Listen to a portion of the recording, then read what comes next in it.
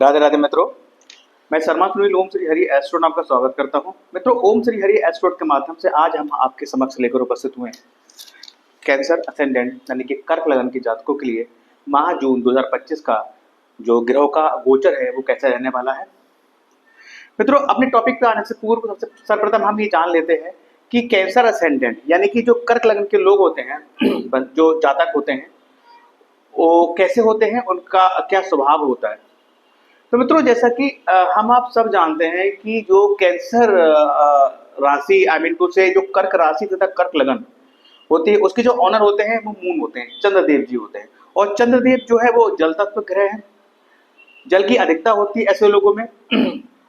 कहा जाए कि तो एक्चुअली जो कैंसरियन होते हैं वो ट्रू हार्ट्स होते हैं, ऑल ऑफ जोडिएक साइन बहुत ट्रू हार्ट्स होते हैं।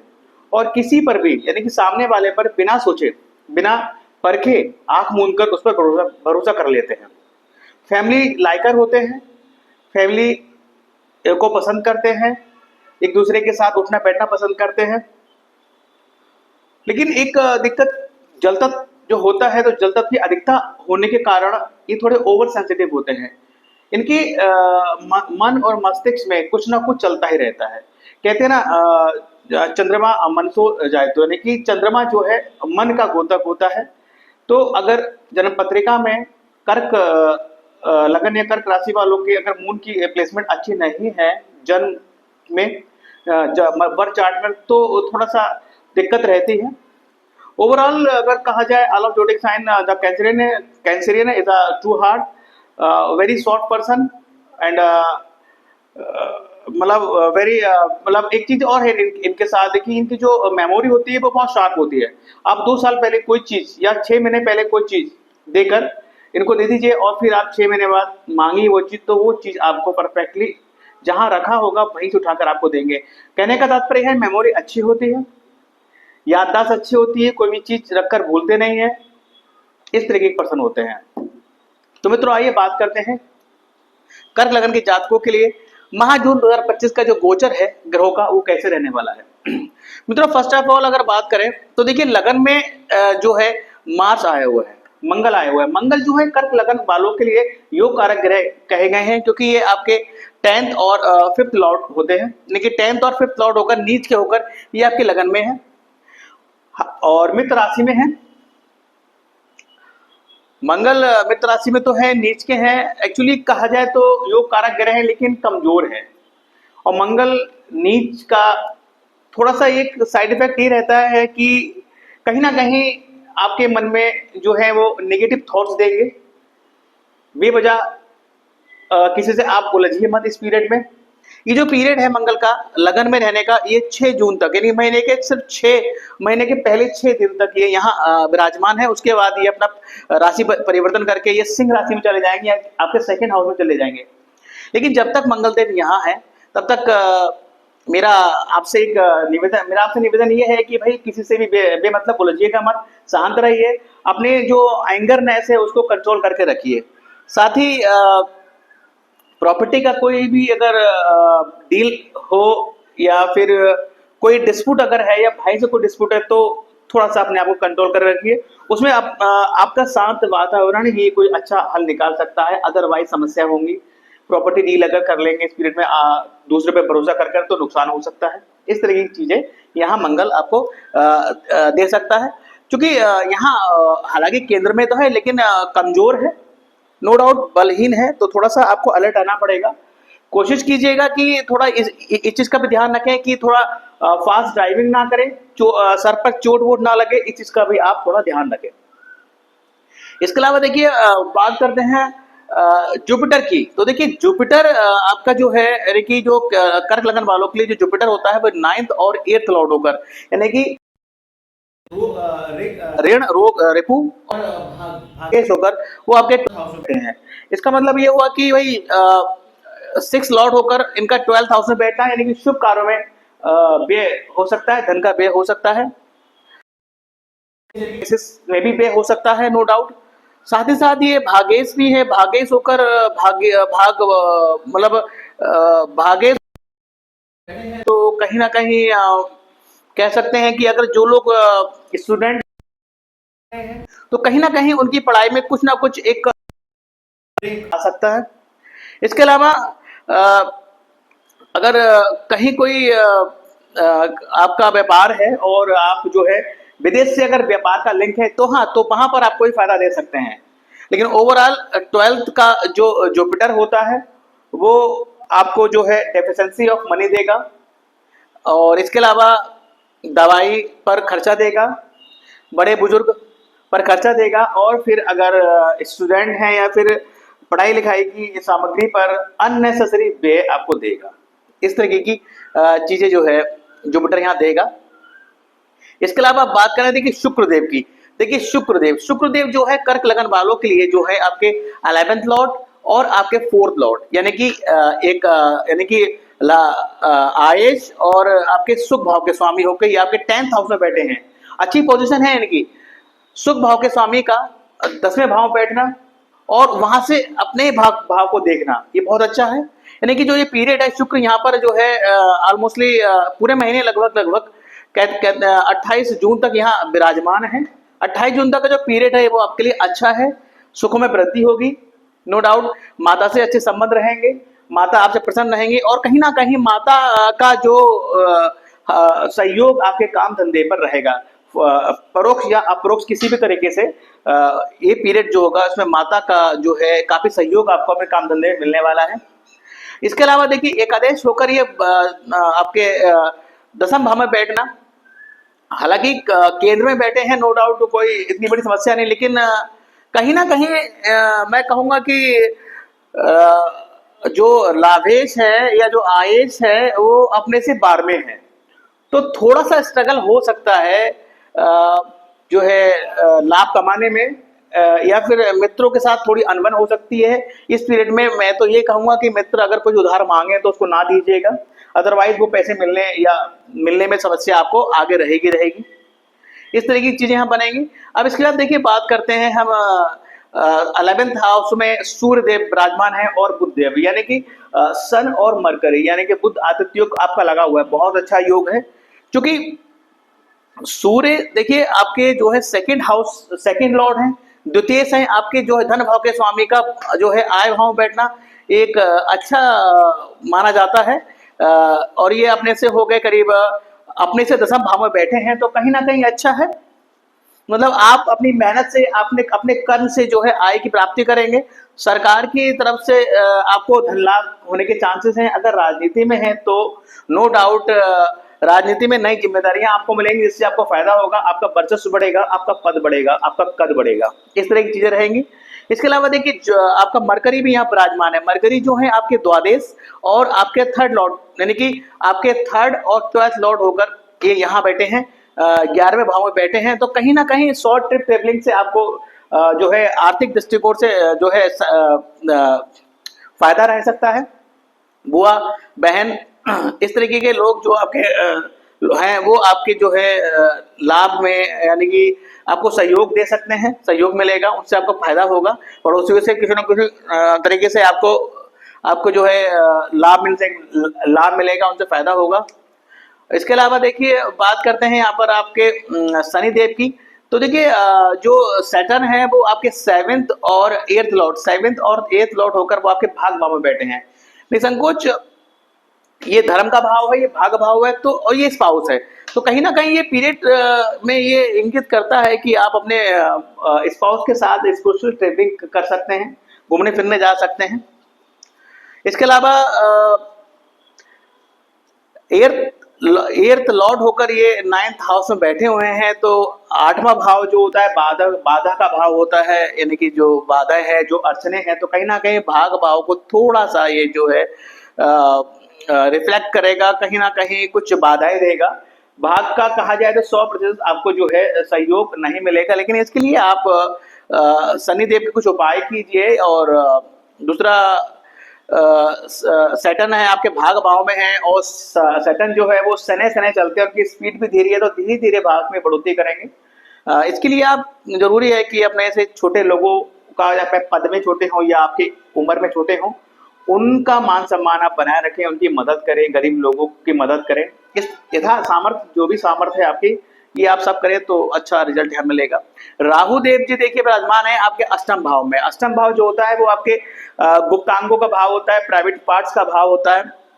और राहु का यहाँ बैठना कहीं ना कहीं गुप्तांगों में कोई समस्या, कोई रोग, पाइल्स जैसे रोग दे सकते हैं। अगर आप पहले पाइल्स की बीमारी से पीड़ित हैं तो ये 1.5 साल आपको उस समस्या को ये बढ़ाएंगे। और अगर आप पहले से पीड़ित नहीं है तो कहीं ना कहीं 1.5 साल में ये समस्या आपको दे सकते हैं। इसके अलावा अगर कहा जाए, अगर आपका जो व्यापार है, आपका प्रोफेशन है अष्टम भाव से जुड़ा हुआ है, कहने का तात्पर्य है कि आप सर्जिकल इक्विपमेंट बनाते हैं, इंश्योरेंस के क्षेत्र में हैं, इस तरीके की चीजें हैं, या फिर स्कॉलरशिप रिसर्च के क्षेत्र में है, तो कहीं ना कहीं ये आपको यहाँ फायदा जरूर पहुंचाएंगे और सेटन में यहाँ मदद करेंगे क्योंकि भाग का साथ ही मिलेगा।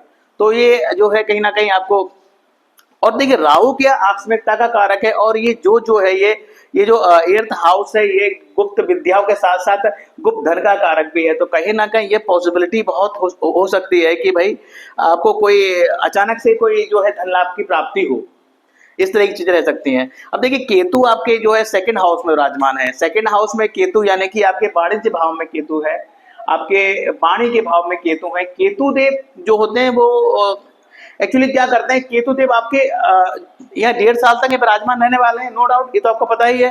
ये 1.5 साल में जो आपकी वाणी होगी ना उसमें एक अजीब सी गंभीरता, एक अजीब सा भारीपन, एक सॉलिड क्या बोलते हैं इम्पैक्ट रहेगा, नो डाउट। इसके साथ साथ लेकिन समस्या ये रहेगी, ये कहीं ना कहीं आपको आपके परिवार से थोड़ा डिटैचमेंट करेंगे, कोई ना कोई समस्या पैदा करेंगे कि वो डिटैच आप अपने परिवार से रह सकते हैं।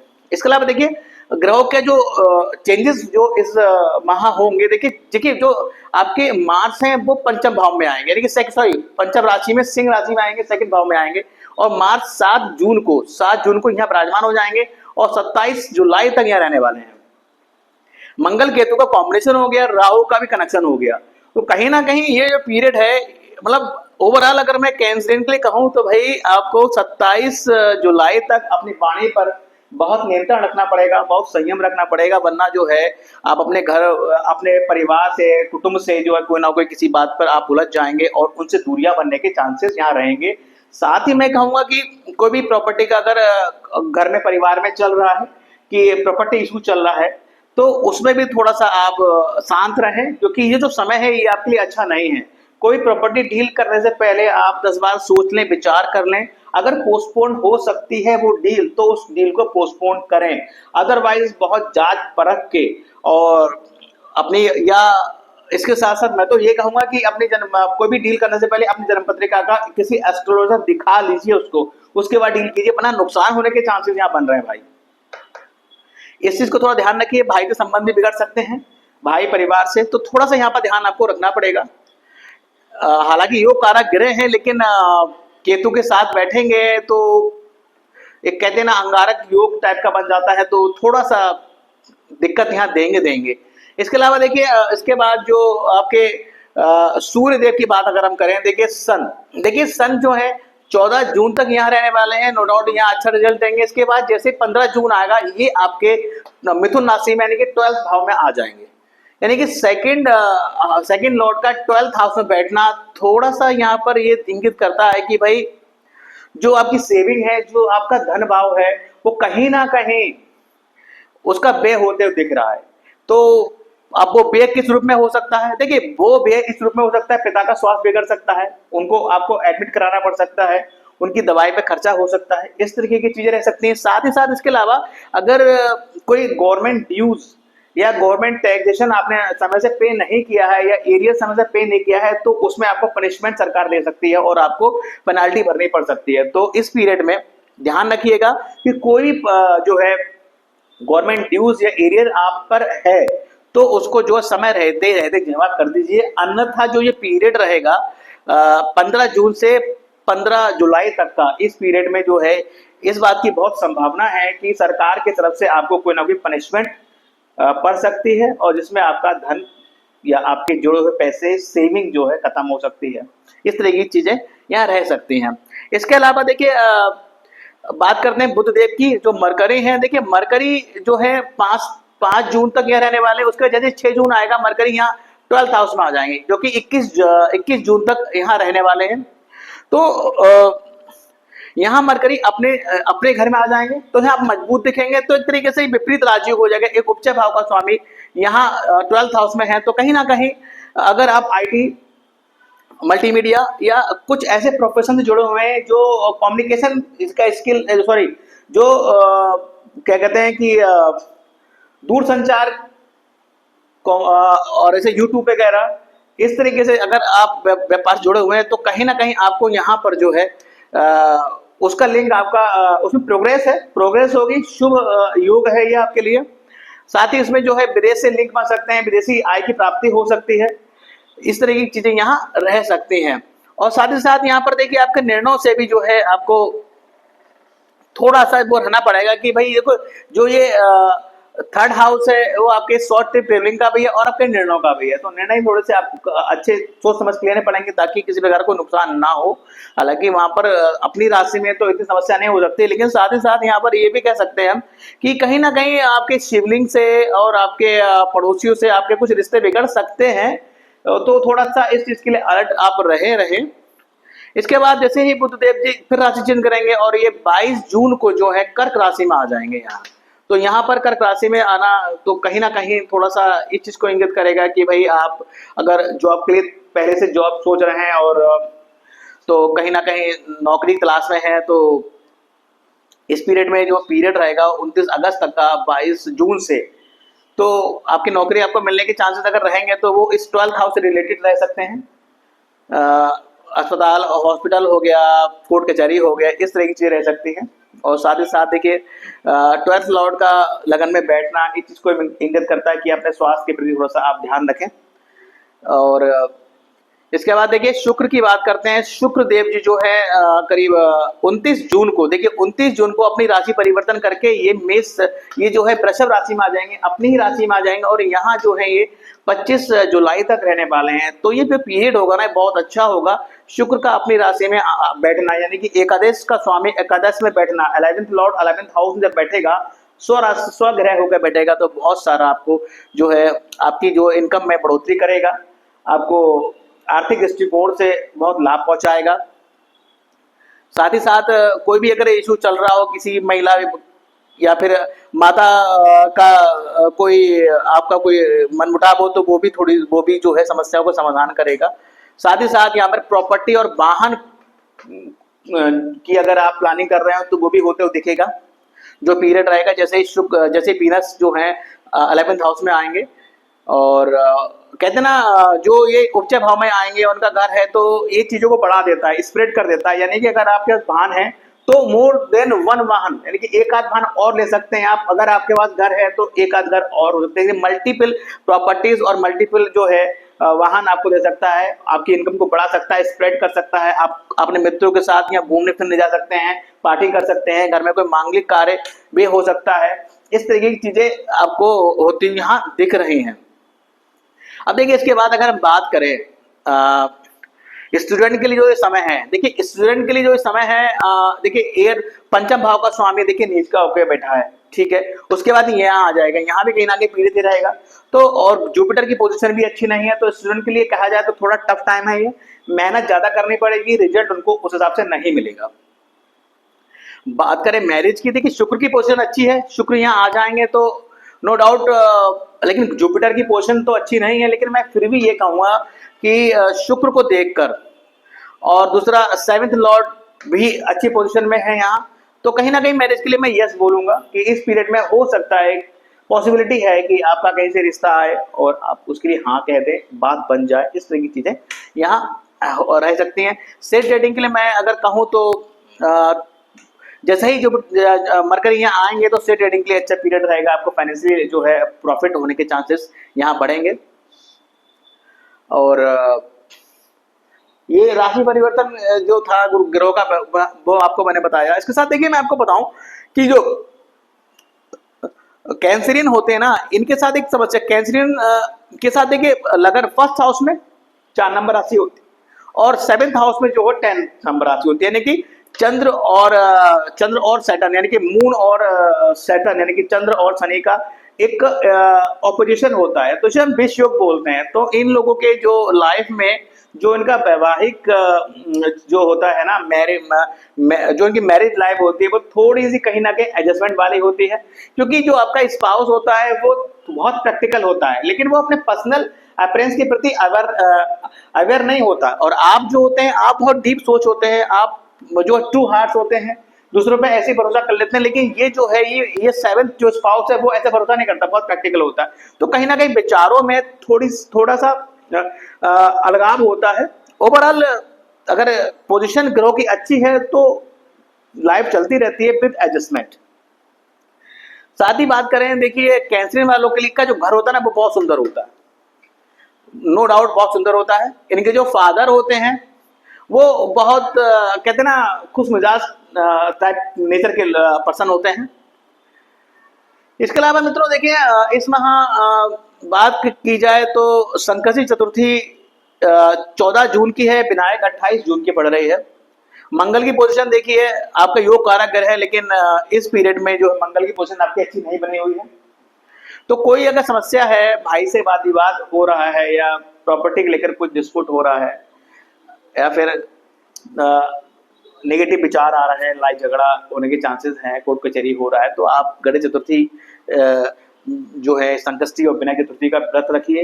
इस दिन आप गणेश मंदिर जाइए, उनको लड्डू का भोग लगाइए, उनसे उनकी पूजा अर्चना करिए, क्षमा याचना कीजिए, उनके चरणों में दुर्वा अर्पित करें। तो कहीं ना कहीं एक हद तक कह लीजिए काफी जो नेगेटिविटी है बनी हुई है आपके मंगल के कारण, वो कहीं ना कहीं उसमें आपको राहत जरूर मिलेगी।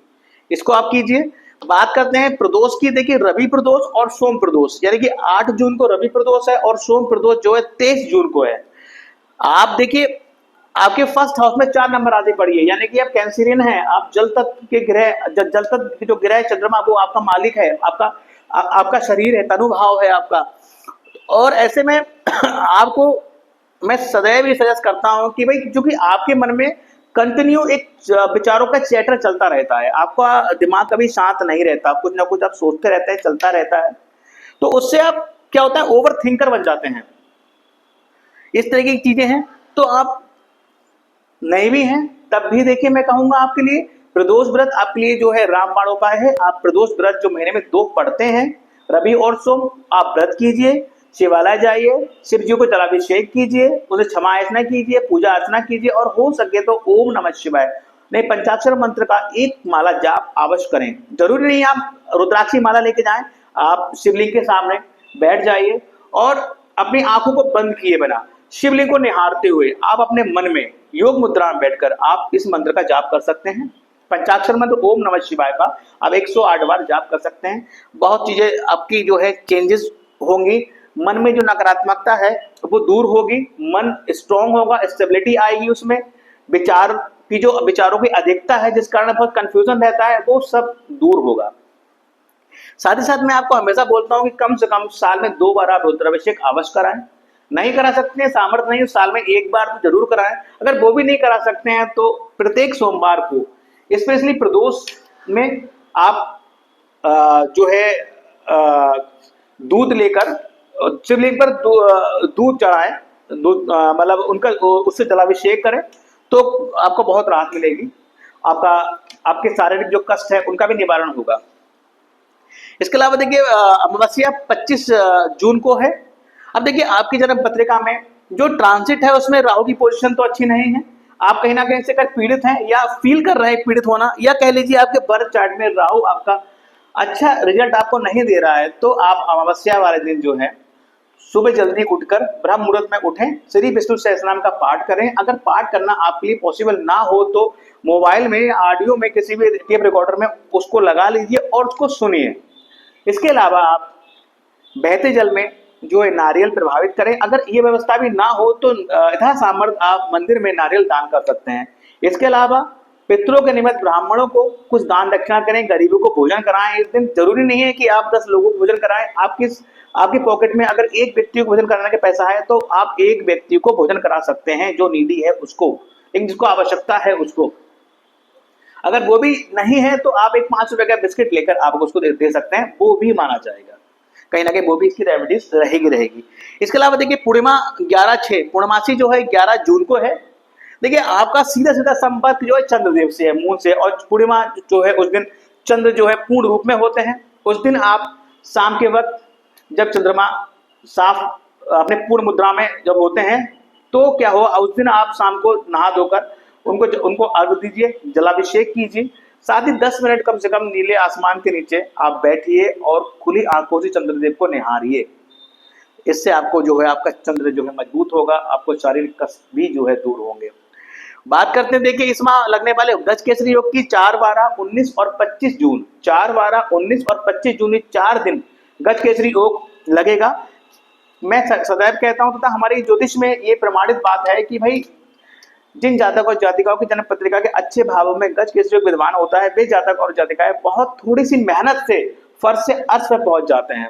और इसके अलावा महीने के और दिनों को अगर निकाल दें और इन 4 दिनों को 4, 12, 19 और 25 जून को अगर देखें तो इन दिनों में आपके हाथ में मनी इनफ्लो अच्छा होगा। इसको आप आजमाकर देखिएगा, आपको सत्यता का प्रमाण मिलेगा। इसके अलावा देखिए बात करते हैं कि इस महीने हेल्थ इशू देखो आपको 3 दिन तक रह सकते हैं, 11, 12, 13 ये वो तिथियां जिसमें आपको आपका हेल्थ आपको डाउन फील होगा। स्ट्रेस की बात करें 12, 13, 16, 17, 25 और 26 इन दिनों जो है स्ट्रेस फील होगा। एक्सपेंसिव जो टाइम होगा वो 24, 25 और 26 जून, ये 3 तिथियां नोट डाउन कर लीजिए। इन तिथियों में जरूर लगेगा कि यार कुछ ये खरीद ले, कुछ वो खरीद ले, और अननेसेसरी पैसा का व्यय हो सकता है। तो अगर मन में विचार आ रहा है कुछ खरीदने का, पैसा खर्च करने का, और ये अगर तिथियां हैं 24, 25 और 26 जून, तो थोड़ा रुक जाएगा, संभलिएगा, सोचिएगा, उसके बाद खर्च कीजिएगा, वरना वो बाद में लगेगा यार कि वो फिजूल पैसा खर्च कर दिया। इस तरह की चीजें हो सकती हैं। इसके अलावा देखिए अगर बात की जाए कि आप अपने मेजर डिसीजन को यहाँ पर जो है डिनाई का करें या फिर पोस्टपोन करें, तो वो देखिए मोस्टली जो दिन रहेंगे वो करीब आपके 12, 13, 26, 27, 25, 26 ये जो है 5 तिथियां हैं, नोट डाउन कर लीजिए। इन तिथियों में हो सके तो कोई भी महत्वपूर्ण निर्णय आप ना लें, उसको आगे के लिए पोस्टपोन कर दें, ये आपके लिए बेहतर रहेगा। तो ये एक छोटा सा प्रोडक्शन था माह जून 2025 का कैंसर असेंडेंट के लिए, यानी कि कर्क लगन के जातकों के लिए या जातिकाओं के लिए ये गोचर क्या लेकर आया है, इस संबंध में हमने आपसे बात की। मित्रों ये वीडियो अगर आपको अच्छा लगे तो इसको लाइक कीजिएगा, और आपसे हम्बल रिक्वेस्ट है कि हमारे चैनल को आप सब्सक्राइब करें। हमें ऐसे ही सपोर्ट और प्यार आप देते रहे ताकि हम आपके आगे अनवरत ऐसे सेवा करते रहें। इसके अलावा मित्रों जो लोग आपके संपर्क में कर्क लगन के हैं या कर्क राशि के हैं, उनको ये वीडियो जरूर शेयर कीजिएगा ताकि वो जाने कि माह जून का जो गोचर है वो उनके लिए क्या लेकर आया है, ताकि वो पहले से अलर्ट रहें कुछ चीजों के लिए। इसके अलावा मैं एक बात यही कहूंगा कि भाई हमारे जो वीडियो को आप अधिक से अधिक मात्रा में शेयर करें, लाइक करें, हमारे चैनल को सब्सक्राइब करें, तो आपका दिन शुभ हो। तो thank you very much. Radhe Radhe, जय माता।